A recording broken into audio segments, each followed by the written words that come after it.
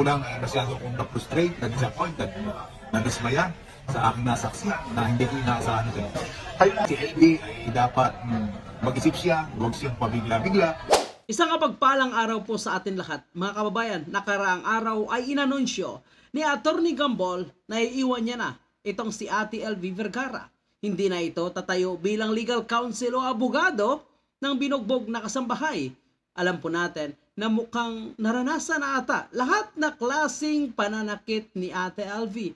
Pinalo sa likod, sinipa, sinuntok sa mukha, sa mata, ibinitay sa lagayan ng karne. Mga kababayan po natin, ang ganitong naranasan ni Ate LV, nakakapagtaka.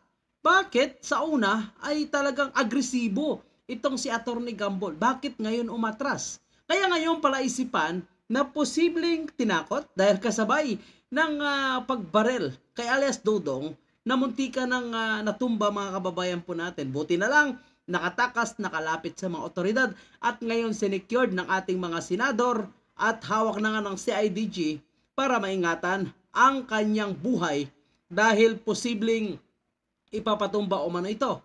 At wala nang iba ang may plano kundi ang siya rin na nambugbog dito kay Ate LV Vergara. Kaya ngayon iniisip natin ang posibleng tinakot, nabayaran na o posibleng babayaran pa lang ng napakalaking halaga itong si Atty. Gambol.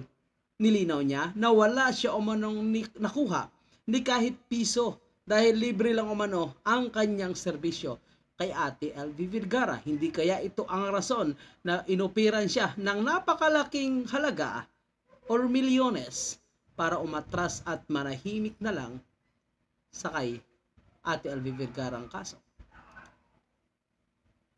Hindi over sa akin yan.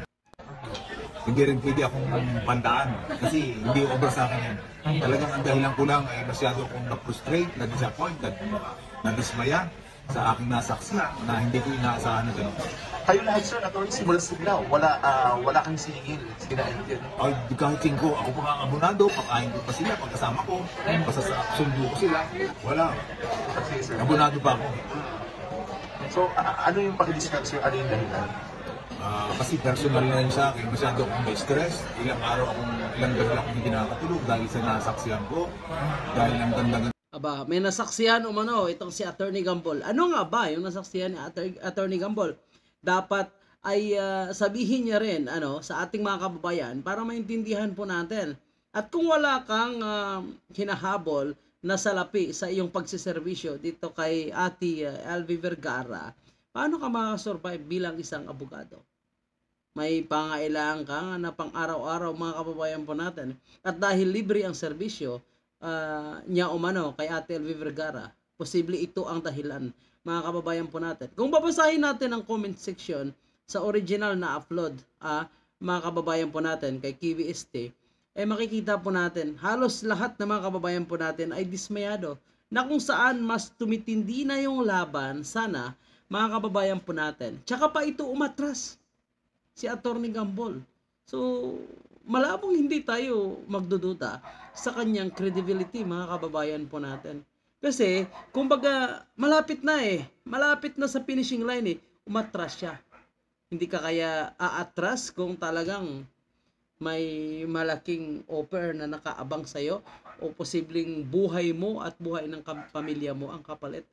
Na dapat siguro, mga kababayan po natin, tulungan din ng ating mga senador, gamitin ang pondo ng taong bayan para proteksyonan itong si Atty. Gambol, kausapin at alamin kung ano nga ba ang rason. Kasi kung titingnan po natin ang mukha ni Atty. Gambol, mga kababayan po natin, mukhang may takot. Ganang usapan at higit sa lahat, yung tiyuhin nila ay hindi nila bumitaw na para tulungan sila dahil hindi rin gusto yung ginawa nila. Paano ba kayo, sir, nakuha? Paano kayo naging abogado nila? Actually, ang tumawag talaga sa akin ay yung tiyuhin na si Tony Vergara dahil sinasabi niya sa akin na nung barsigaw daw si LB, nagpunta sa pulis, itinuro pinagtuturuan, dinala sa NBI, nagawa ng apilapit, so walang nangyari. So nung itinawag sa akin, dahil ganun nga sinabi, so pinag-aralan ko, then idiniretso ko ng filing sa Fiscal's Office. Wala namang problema nung una, magkakasama yung magkakapatid, wala akong napansin hindi maganda. 2 linggo pagkatapos may file, ganun pa din, walang nangyari, walang masamang nangyari. Pero nung nagkaroon ng problema, yung pati yung viewing, hindi na sinasagot ng kapatid ni LB. So isang kapatid lang yung naging problema sa Yung isa din, yun din. At saka, yun lang sinasabi ni Tony na yun ang problema. At sa tingin ko siya nga ang problema kasi yun din ang naging dahilan siguro kung bakit ako bumitaw na. Pero pinag-isipan nyo talaga sir ito, no? Matagal kong pinag-isipan. 3 gabi pa mula nung masaksihan ko. Katunayan, nag-decide ako, Martes na yata na talagang dapat bumitaw na ako dahil hindi ko inaasahan yung masaksihan kung hindi magandang pangyayari. Pero masakit din sa loob yung Definitely, masakit sa akin dahil talagang bukal sa kalooban ko nung hinawakan ko kaso na tulungan si LB na makamit ang justisya at katarungan dahil yun ang sinasabi niya simula. Pero mukhang nabago nung bandang huli. Ngayon sir, baka may mga nag-iisip ng mga tao. So, ang tanong kasi mga kababayan po natin, ano ang kanyang nasaksihan? Bakit niya hindi i-detalye? Para maunawaan natin mga kababayan po natin. Alam natin na kailangan talaga ni Ate LV ang kanyang serbisyo. Kasi kung kailangan niya ng pambayad, pwede naman ata magbigay ng financial support itong mga senador po natin. Ang dami namang pundo nila. Bakit hindi nila bigyan ng pambayad dito kay Atty. Gambol kung yan lang yung kanyang pinoproblema mga kababayan po natin. Kasi siya yung nakakaalam sa kaso simulat sa pool So sayang naman nabibitawan niya at ipapasa sa iba. Anong gusto niyo sabihin sa mga tao? Baka sasabihin niyo, bakit mo iniwan sa gitna ng laban? Hindi ko siya iniwan. Siyempre, lahat tayo dapat. Paano hindi iniwan? Iiniwanan mo na nga Gunggong din. Di ba? Masaya tayo sa pagtulong, pero kung hindi na masaya tayo sa pagtulong, dahil sa ang ating tinutulungan mukhang may ibang agenda, ay talagang dapat tayong bumitaw para mas... So kung ano yung agenda na sinasabi niya mga kababayan po natin, dapat din natin malaman.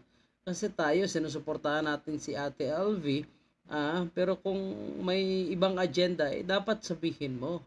Sa ating self-respect at magkaroon tayo ng peace of mind. Kasi talaga namang ginawa kong lahat at least si LV ngayon ay nalaman na ng buong mundo sa tulong mo na...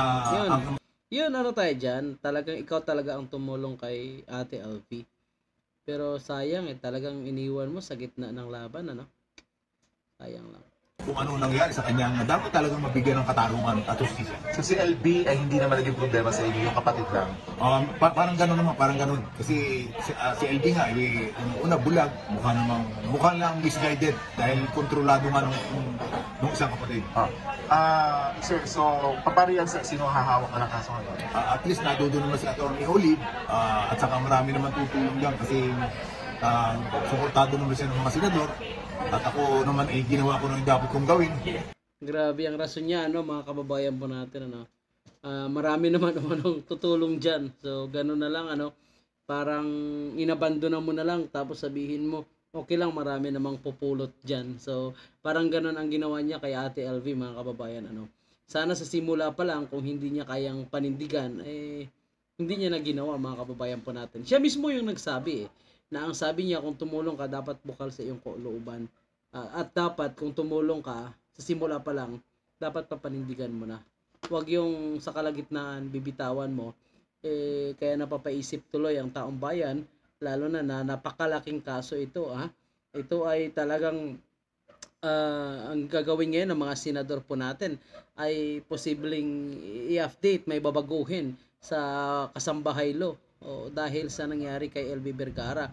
So malaking tulong din ito para pa sa mga domestic helper po natin na sinasaktan o makakaranas ng pang-aabuso ng mga amo.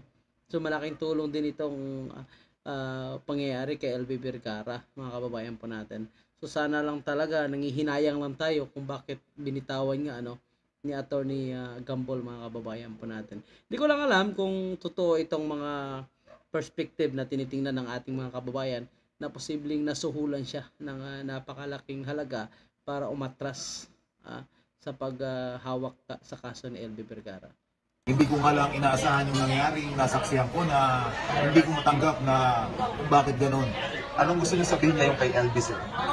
hopefully si LB ay dapat mag-isip siya, huwag siyang pabigla-bigla at isipin niya yung lahat niyang kapatid ay kapatid niya yan, lahat niyang kamag-anak ay kadugo niya at kamag-anak niya. Wala siya dapat kakampihan at mukhang huwag siyang magpadikta. Kayo pa rin ay tutulong pa rin naman kayo, no?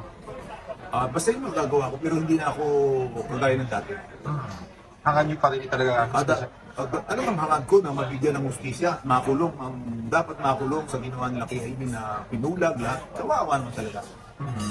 At sana marami naman tutulong dyan kasi kilala na si LB. Hindi naman, at least ako, ang konsuelo ko, kinalaman na ng buong mundo kasaysayan ni LB kung ano ang ginawa sa kanya ng kanyang amo at gaano ka grabe ang pinagdaanan niya, ang hirap ng katawan. Hey, Senator Francis Tolentino sila, ano gusto niyo sabihin? Nagpapasalamat ako sa kanya dahil So, yan lang po mga kababayan. So, actually malaking tulong talaga ni Attorney Gambol. Pero yun nga lang, ang kadismaya lang ay talagang iniwan niya sa gitna ng matinding laban mga kababayan po natin. Ako, sa totoo lang, napapaisip ako na ang sinasabi niya kasi mga kababayan po natin, dapat ay mag-isip-isip itong si LV at hindi agad basta-basta mag-decision. Hindi kaya mga kababayan po natin na kinakausap na itong si LV ng pamilya Ruiz para i-withdraw ang kanyang reklamo o kapalit ay pera mga kababayan po natin. Kasi hindi ko alam pero mga kababayan natin yun ang nababasa ko base sa mga kwento ni Attorney Gambol. Kaya na siya umatras. Kasi parang nababasa niya o baka posibleng nasaksihan niya yung pag-uusap nitong magkakapatid o kapatid ni Ate LV na baka iatras na lang itong reklamo sa pamilya Ruiz kapalit ng malaking pera.